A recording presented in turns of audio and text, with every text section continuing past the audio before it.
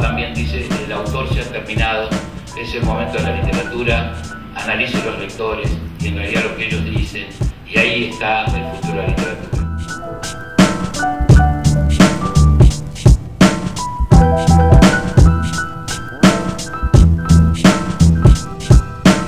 Bueno, para mí La Marrana, de acuerdo a la presentación, es la amante del Estado.